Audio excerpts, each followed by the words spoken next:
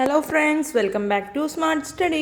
അപ്പോൾ ഇന്ന് നമ്മൾ 3ാം ക്ലാസ്സിലെ കൂട്ടുകാരുടെ മലയാളത്തിലെ യൂണിറ്റ് 2 ആയ പലഹാരപ്പൊതി എന്ന് പറയുന്ന യൂണിറ്റിലെ തോൽക്കില്ല ഞാൻ എന്ന് പറയുന്ന പാഠഭാഗമാണ് നോക്കാൻ പോകുന്നത്.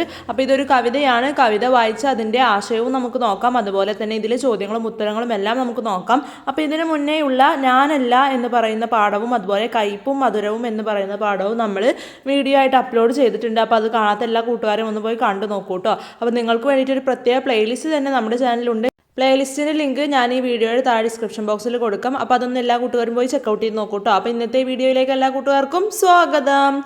മുന്തിരിങ്ങ ഒരു റഷ്യൻ കഥയാണ്. ഭക്ഷണവും കുട്ടികളും വിഷയമാകുന്ന രചനകൾ നമ്മുടെ ഭാഷയിലുമുണ്ട്. ഒരു കവിത വായിക്കൂ. അപ്പോൾ മുന്തിരിങ്ങ എന്ന് പറയുന്നത് ഒരു റഷ്യൻ കഥയാണ്. ഭക്ഷണവും കുട്ടികളും വിഷയമാകുന്ന രചനകളും നമ്മുടെ ഭാഷയിൽ ഒരുപാടുണ്ടല്ലേ. അപ്പോൾ അതുപോലെയുള്ളൊരു കവിതയാണ് നമുക്ക് താഴെ തന്നിട്ടുള്ളത്. അപ്പോൾ ഒരു കവിത നമുക്ക് നോക്കാം അല്ലേ.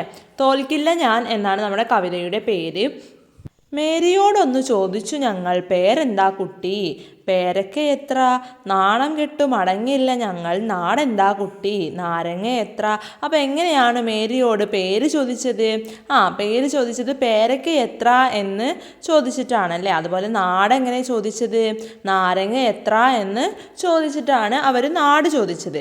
പട്ടുകൂമ്പാള കോണമുടുത്തു, പ്ലാവിൽ പൊൻ കിരീടവും വച്ചു, പയ്യെ പയ്യെ തെങ്ങിൻ മടലിൽ പൈക്കിടാവിനെ ആട്ടിത്തെളിച്ചു. അപ്പം എങ്ങനെയാണ് ആ ഒരു കുട്ടിയുടെ വസ്ത്രധാരണ? പട്ടുകൂമ്പാള കോണമാണ് എടുത്തിട്ടുള്ളത്. അതേപോലെ പ്ലാവിലെ പൊൻ കിരീടവും വെച്ചിട്ടുണ്ട്. അതേപോലെ പയ്യെ പയ്യെ എന്താണ് ചെയ്യുന്നത്?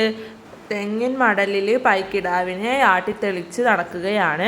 നാരങ്ങ എന്ന വിശ്വപ്രസിദ്ധ നാട്ടിലെ കൊച്ചു റാണി വരുമ്പോൾ തൻ കരത്താൽ മുഖം മറച്ചെൻ്റെ അപ്പച്ചൻ പോലും പൊട്ടിച്ചിരിക്കും.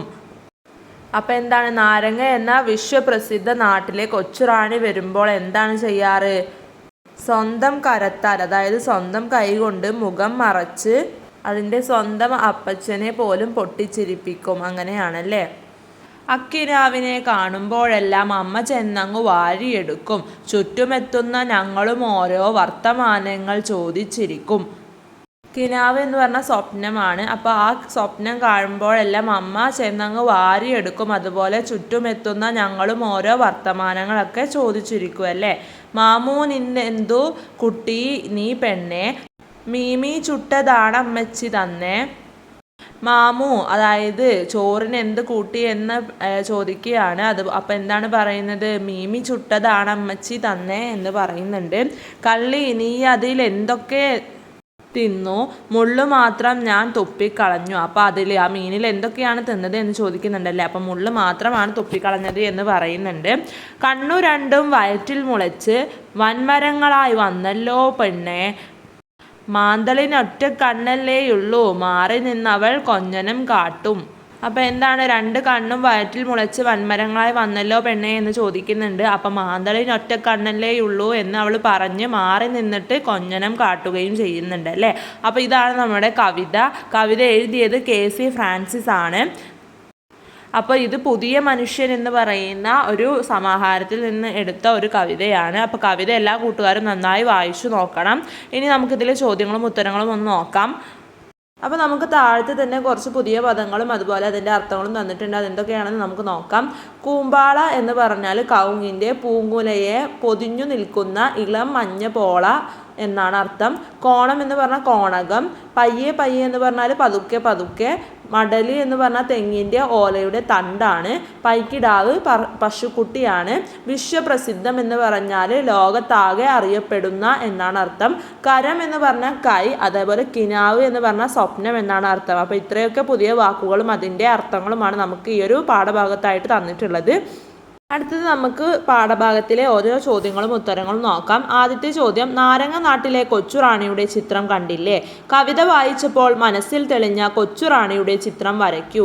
അപ്പം എന്താണ് നാരങ്ങ നാട്ടിലെ കൊച്ചുറാണിയുടെ ചിത്രം? നമ്മുടെ ആ ഒരു അർത്ഥം വായിച്ചില്ലേ നമ്മൾ, അതിൻ്റെ സൈഡിലായിട്ട് കൊടുത്തിരിക്കുന്നതാണ് നമ്മുടെ നാരങ്ങ നാട്ടിലെ കൊച്ചുറാണിയുടെ ചിത്രം. അതുപോലെ നമുക്ക് കവിതയിൽ കുറച്ച് കൊച്ചുറാണിയുടെ വിശേഷണങ്ങൾ തന്നിട്ടുണ്ടല്ലേ. അപ്പോൾ കവിത വായിച്ചപ്പോൾ മനസ്സിൽ തെളിഞ്ഞ കൊച്ചുറാണിയുടെ ചിത്രം വരയ്ക്കാനാണ് പറഞ്ഞിട്ടുള്ളത്. അപ്പോൾ നമ്മളോട് പറഞ്ഞിട്ടുള്ളത് എന്താണ്? കവിത വായിച്ചപ്പോൾ മനസ്സിൽ തെളിഞ്ഞ കൊച്ചുറാണിയുടെ ചിത്രം വരയ്ക്കാനാണ്. അപ്പോൾ കവിതയിൽ എന്തൊക്കെയാണ് കൊച്ചുറാണിയുടെ വിശേഷണങ്ങൾ പറയുന്നത്? കൂമ്പാള കൊണ്ടുള്ള ഒരു ചെറിയ കോണവും പ്ലാവില കൊണ്ടുള്ള കിരീടവുമാണ് ധരിച്ചിരിക്കുന്നത്. ഓലമടൽ കൊണ്ടുള്ള ഒരു ചെറിയ പൈക്കിടാവിനെ ആട്ടിത്തെളിച്ചുകൊണ്ടാണ് കൊച്ചുറാണി കടന്നു വരുന്നത്. അപ്പോൾ ഇത്രയൊക്കെ വിശേഷണങ്ങളാണ് നമുക്ക് കവിതയിൽ കൊച്ചുറാണിയെ കുറിച്ച് തന്നിട്ടുള്ളത്. അപ്പോൾ ഇതുപോലെ ഈ ഒരു വിശേഷണങ്ങളൊക്കെ ചേർത്തിട്ടുള്ള ഒരു ചിത്രമാണ് കൂട്ടുകാർ വരയ്ക്കേണ്ടത്. അപ്പോൾ അത് കൂട്ടുകാർ വരച്ചു കൊടുക്കൂ കേട്ടോ. രണ്ടാമത്തെ ചോദ്യം, ചിത്രത്തിലെ കൊച്ചുറാണിയുടെയും കവിതയിലെ കൊച്ചുറാണിയുടെയും വേഷവിധാനങ്ങൾ തമ്മിൽ എന്തെല്ലാം വ്യത്യാസമുണ്ട്? അപ്പം നമുക്ക് ചിത്രത്തിലെ കൊച്ചുറാണിയുടെയും അതുപോലെ കവിതയിലെ കൊച്ചുറാണിയും തമ്മിൽ ഒരുപാട് വ്യത്യാസങ്ങൾ ഉണ്ടല്ലേ. അപ്പോൾ അതിൻ്റെ വേഷവിധാന വ്യത്യാസങ്ങൾ എഴുതാനാണ് പറഞ്ഞിട്ടുള്ളത്. അപ്പോൾ നമുക്ക് നോക്കാം. ഉത്തരം, ചിത്രത്തിലെ റാണി പട്ടുപാവാടയും ബ്ലൗസുമാണ് ധരിച്ചിട്ടുള്ളത്. ഒരു മഞ്ഞ ഷാൾ തലയിലൂടെ ധരിച്ചിട്ടുണ്ട്. അതുപോലെ ഇല കൊണ്ടുള്ള ഒരു കിരീടം വെച്ചിട്ടുണ്ട്. ഒരു നാരങ്ങയുടെ പുറത്താണ് ഇരിക്കുന്നത്. കവിതയിലെ കൊച്ചുറാണി കൂമ്പാള കൊണ്ടുള്ള ഒരു ചെറിയ കോണകവും പ്ലാവില കൊണ്ടുള്ള കിരീടവുമാണ് ധരിച്ചിരിക്കുന്നത്. ഓലമടൽ കൊണ്ടുള്ള ഒരു ചെറിയ പൈക്കിടാവിനെ ആട്ടിത്തളിച്ചുകൊണ്ടാണ് കൊച്ചുറാണി കടന്നു വരുന്നത്. അപ്പോൾ ഇത്രയൊക്കെ വ്യത്യാസങ്ങളാണ് നമ്മുടെ ചിത്രത്തിലെ കൊച്ചുറാണിയും കവിതയിലെ കൊച്ചുറാണിയും തമ്മിലുള്ളത്. അടുത്ത മൂന്നാമത്തെ ചോദ്യം, മുന്തിരിങ്ങ തിന്ന വാന്യയും മാന്തൽ തിന്ന മേരിയും കുടുങ്ങിപ്പോയ സന്ദർഭത്തിൽ നിന്നു രക്ഷപ്പെട്ടത് എങ്ങനെ? രക്ഷപ്പെട്ട മാർഗങ്ങൾ തമ്മിൽ വ്യത്യാസമുണ്ടോ? ചർച്ച ചെയ്യൂ എന്നാണ് ചോദിക്കുന്നത്. അപ്പോൾ നമുക്കിതിൻ്റെ ഉത്തരം എന്താണെന്ന് നോക്കാം. ഉത്തരം, മുന്തിരിങ്ങ എന്ന കഥയിലെ വാന്യയും മാന്തൽ തിന്ന മേരിയും അവർ കുടുങ്ങിപ്പോയ സാഹചര്യങ്ങളിൽ നിന്നും രക്ഷപ്പെട്ട മാർഗങ്ങളിൽ വ്യത്യാസമുണ്ട്. മുന്തിരിങ്ങയിലെ വാന്യ താൻ പിടിക്കപ്പെടും എന്ന് മനസ്സിലാക്കിയപ്പോൾ ഉറക്കെ കരയുകയും മുന്തിരിയുടെ കുരു ഞാൻ തിന്നിട്ടില്ല അച്ഛ എന്ന് പറയുകയും ചെയ്താണ് രക്ഷപ്പെട്ടത്. എന്നാൽ മാന്തൽ തിന്ന മേരി മാന്തലിന് ഒറ്റ കണ്ണ് മാത്രമേയുള്ളൂ, അതുകൊണ്ട് മാന്തൽ മരമായി മുളയ്ക്കില്ല എന്ന് കുസൃതിയിലൂടെ പറഞ്ഞാണ് രക്ഷപ്പെടുന്നത്. അപ്പം ഇങ്ങനെയാണ് ആരും രക്ഷപ്പെട്ടത്? മുന്തിരിങ്ങ തിന്ന വാന്യയും മാന്തൽ തിന്ന മേരിയും. അപ്പോൾ ഇത്രയൊക്കെ ചോദ്യങ്ങളും ഉത്തരങ്ങളുമാണ് നമുക്ക് ഈ ഒരു പാഠഭാഗത്ത് തന്നിട്ടുള്ളത്. അപ്പോൾ ഇന്നത്തെ ഈ വീഡിയോയിൽ നമ്മൾ ഡിസ്കസ് ചെയ്തിട്ടുള്ള കവിതയും കവിതയുടെ ആശയവും അതുപോലെ കവിതയിലെ പുതിയ വാക്കുകളും അർത്ഥങ്ങളും അതുപോലെ ചോദ്യങ്ങളും ഉത്തരങ്ങളും എല്ലാം എല്ലാ കൂട്ടുകാർക്കും മനസ്സിലായിട്ടുണ്ടാകുമെന്ന് വിചാരിക്കുന്നു. ഇതിൻ്റെ അടുത്ത പാഠവുമായി നമ്മൾ എത്രയും പെട്ടെന്ന് തന്നെ വരുന്നതാണ്. അപ്പോൾ ഇന്നത്തെ വീഡിയോ എല്ലാ കൂട്ടുകാർക്കും യൂസ്ഫുൾ ആയിട്ടുണ്ടാകുമെന്ന് വിചാരിക്കുന്നു. Thanks for watching.